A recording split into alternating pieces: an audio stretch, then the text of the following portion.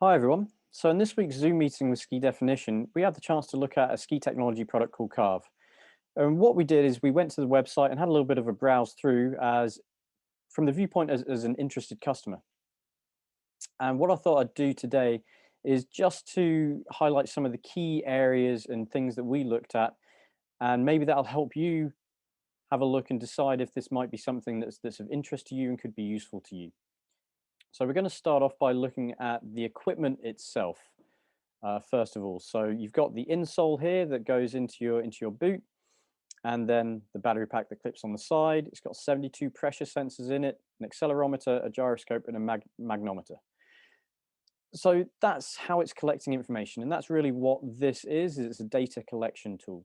So that's how it's going about it, and then the way it presents that information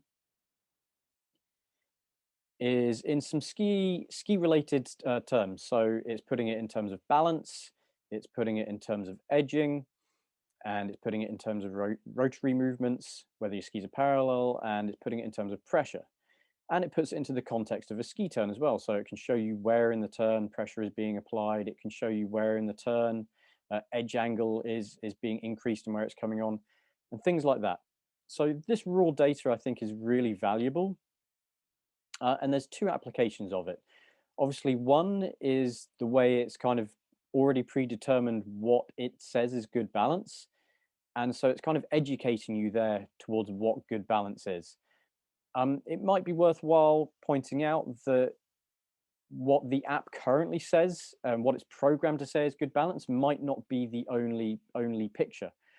And what I mean by that is right now, it's optimized for on-piste skiing. So it can really only understand balance from a consistent terrain underfoot in terms of groomed run skiing and carved skiing for the most part as well.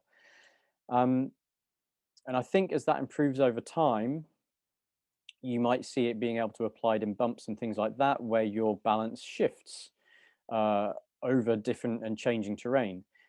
And it's the same kind of thing here in a video that they recently put out where Tom Gelly talks about his weight shifting from the front of the foot to the back of the foot throughout a turn in order to keep the ski maintaining grip throughout this short steer turn that he was doing here. And that's kind of where we look at the second use of and second application of this information is the user taking this raw data, this raw information, and understanding that and interpreting that versus what they were trying to achieve out there on snow. So I think two different uses, and I can imagine that over time, as you learn about these tools, you'll kind of understand that and be able to apply it differently. The other limitation right now is that if you don't already have some kind of idea and some kind of knowledge on how to, for example, get your balance from here to here, that might be where you need some additional input from a lesson, from an instructor, from a professional, someone like that, helping you work with this product could be really beneficial as well. Another potential limitation, while we're just talking about the equipment as well, is currently it requires a connection between all the devices. So the sensor down here, the battery pack on the side, the tracker, and then through to the app where it also tracks your speed and your location and things like that. For those of us that might want to use it in the UK in an indoor snow dome, if you don't have this connection, apparently right now it doesn't work. So potentially in the future, there might be an offline mode where you can still get access to some of the information without needing connection there. But as of right now, it's not available to be used in that environment. But that is one of the areas that we might see it developing.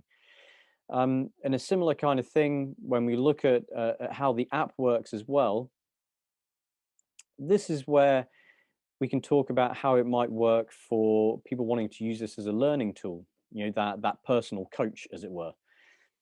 And to my understanding, if you look at the different modes, so you've got a free ski mode here where it's working in the background and tracking that information, and then you could pull it out and look in the lift and see your speed. You know, you can see what area the app says you should work on based on how it's tracking that information. But then if you go and look at these drills, you know, it's got drills and it's got varying degrees of challenges. So your idea is that as you get better at the drill, you'll be able to go through the different levels. And I think this is where the app starts to fall a little bit short in terms of whether or not how well it's able to help the learner in terms of how to improve and get through the levels. And same thing here through the challenge mode. You know, if you look at this one that's increasing edge angle, getting to maximum edge angle, if you don't really know how to increase your edge angle, this might be where the tips and the information within the app falls a little bit short, and you might need that outside help in terms of an instructor, a professional helping you to achieve some of the goals and some of the things in here.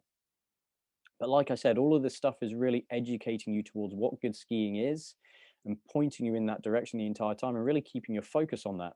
And that's something that the monitor mode does, where you actually get real time, turn by turn information with regards to tracking a specific stat and telling you how well you're doing, you know, really keeping your focus on a specific thing. But that is an audio input into your ear to do that, and that might not be for everyone either. And you kind of want to make sure that you're skiing safely while you're out there and skiing and learning as well. So various things to think about in terms of whether or not this is useful to you. Other tools that will help you understand this is there's people with case studies where you can see this person has quite a lot of background with skiing and having lessons, and they also describe the different modes in the app. So this gives quite a bit of insight into how that works. And then further down as well, there's videos on each of these modes as well. So you can click on this, and this one here is about the monitor mode and one of the specific things that it can track. So I'd very much recommend looking at the YouTube channel, reading those case studies to get a better idea on how the app works and in terms of some of those modes, uh, as well as reading some of those case studies to see if you can find someone similar to yourself and how they've used it to improve and things like that. Personally, the way I see this being most useful if I was going to use it individually would be as a training tool. So I would just take that raw information and try to connect that to what I was doing out on the snow. Does it relate to does it connect to what I thought I was doing and what I was trying to achieve? You know, how does the information reflect that, and then try and make some adjustments on top of that. The other way I would really be interested to use it is obviously with people that I teach and train, whether they're instructors or clients that aren't instructors, and to help them develop their skills and to reach their goals. So using that raw information to help others improve, I'd be really interested to use that. But it is it is kind of worth noting that it is a fairly expensive product. So £350 to purchase that, and that can put it into the realm of a bit of a luxury purchase. It's an additional kind of tack on at the moment. And so I think you need to go and look at all the information to decide whether or not that is something that's worthwhile to you. And as an additional thought, I do think that technology is, we're going to see more and more of it coming into skiing. So it's going beyond a gimmick, and it really is something that can be a useful tool and can really help the ski experience become a little bit more fun. This is another company called Snow Cookie that is a different system where it's a sensor on either ski and a sensor on the chest, and it's kind of putting together information like this. So a very similar way of gathering information and putting it together, and trying to do the same thing in terms of making learning fun and challenging. And I think that's where this technology is going to really help us take the industry of teaching skiing to the next level, and can really make being out there on snow and learning and trying things on your own a lot more fun and enjoyable as well, and to give you information that maybe you would have struggled to get access to without these kind of devices. We're seeing it in things like Elan have tried to put it into the plate of a ski. Atomic have it in a ski boot at the moment as well. Um, so I'm looking forward to seeing more and more of it, and maybe one day getting my hands on some of these devices and playing about with them myself.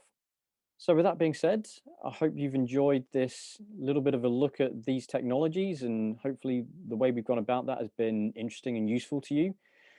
Feel free to let us know down below whether or not this is something you're interested in. And if you have any questions, feel free to ask, and we'll do our best to find some more information and answer those questions. It's been fun talking to you guys, and I look forward to the next chat.